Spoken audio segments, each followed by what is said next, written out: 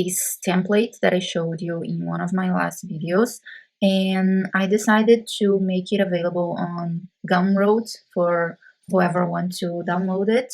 So I put it there, so you can go there if you want it and support the creation of this template, because it was not easy. It took me a lot of time and work. But if you want to support that and if you want to have this dashboard, it's there. And I'm going to make here a series of videos showing with a lot more detail than my first video how to use each part of this dashboard. And let's start by understanding the overall view we have here for this digital grimoire. We have these two columns. This first and slim column here, it's just a series of references and this little widget of the lunar calendar, because you can use it to reference the lunar phase, the moon phases, and plan your rituals and your workings based on the moon, if that is something that you do. You have it easily accessible here. You can go to previous months with this arrow and to the next months with this arrow over here. Just have to move it a little bit. I also have here in the beginning this contents toggle that is closed and you can open it. On the computer, which is where I'm filming this right now, I always leave it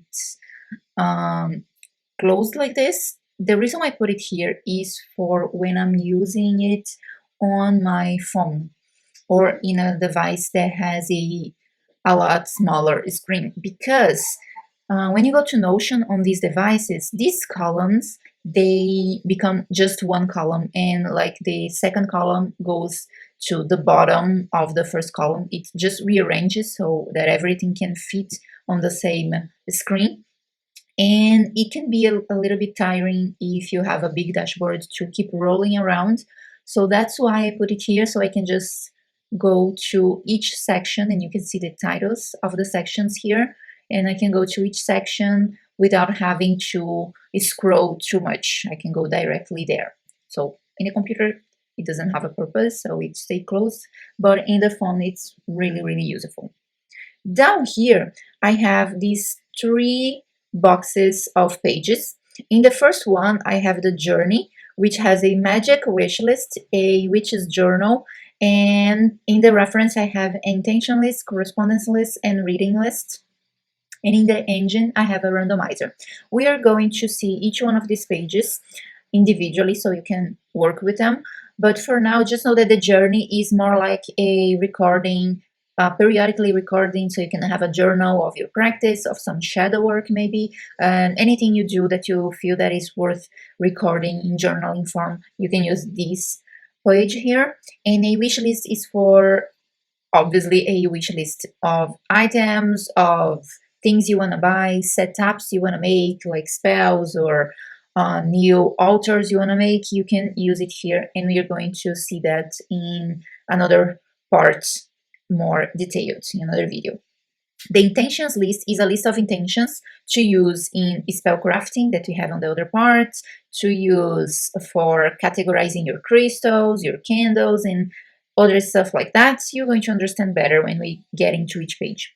The correspondence list is a recording of your studies. So every time you discover a new herb, a new animal, a new crystal, anything that has a correspondence to it that you can use on your spells, you can put it here. I put mine here, and I put the intentions that are related to that specific item. So for example, let's say you got a rose quartz and you studied about the rose quartz, you can put a line for rose quartz here and describe that the rose quartz is for self-love or love work or anything like that. So you can put the intentions aligned with that specific crystal and some other correspondences.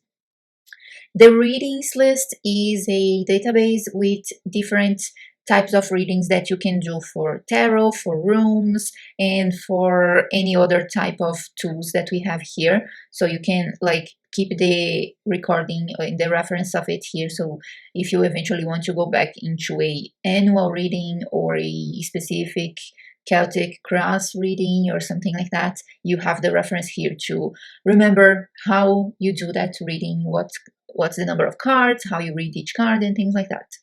And the engine is a randomizer for tools like the runes that we have here and the tarot we also have here, because you can, I planned it to simulate the random shuffling of cards or the random picking of runes. So that's why we have this particular page here. And this page in particular, I advise you to be careful with it because it has some calculations and some formulations to make those tools work with the random shuffling and the random picking of runes and cards. So if you don't know how to work exactly with the formulas on Notion, I advise you to not mess around with this page too much, or if you do want to learn and mess around with it to see how it works, make a copy of the dashboard before you change anything so that you have like a backup in case something goes wrong. Okay, so that's what we have in the first column, and the second column is simply a toolbox. So all of the tools of the dashboard are here, like divination tools, casting tools, altars, yoga and sounds, and we're going to see each one of these separately by itself. But before we do that, let's see these views on top. Each database on Notion can have multiple views. For this one, I put 3 views. The tools that we see here with these images to kind of tell you at a glance what each tool is. And this list tool, which is basically the same thing but no images. And this again is for the same reason as this contents toggle here.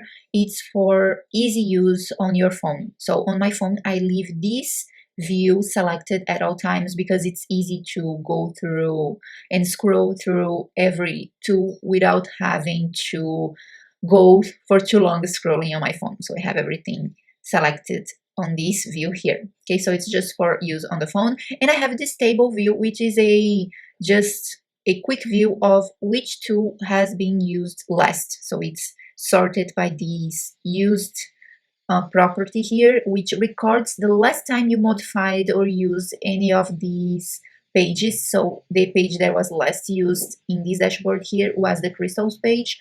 So it's on the beginning here.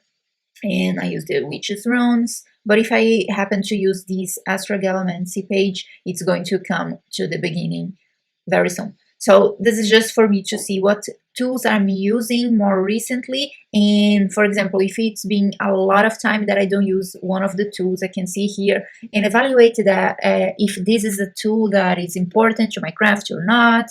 So it's just a nice view to see very quickly which tools I have here, and I put a category to each tool and a cover to each tool. That is actually these images here. And on Notion, we can put like a cover, so the image would come in here. But I think that's too distracting, and that fills up a little bit of space here that I don't like for the tools. So I just left it blank and I defined a specific property to put the image in and choose it on Notion. Okay, so this is the overall view of the dashboard, and in the next part I'm going to show you how to work with this first column here.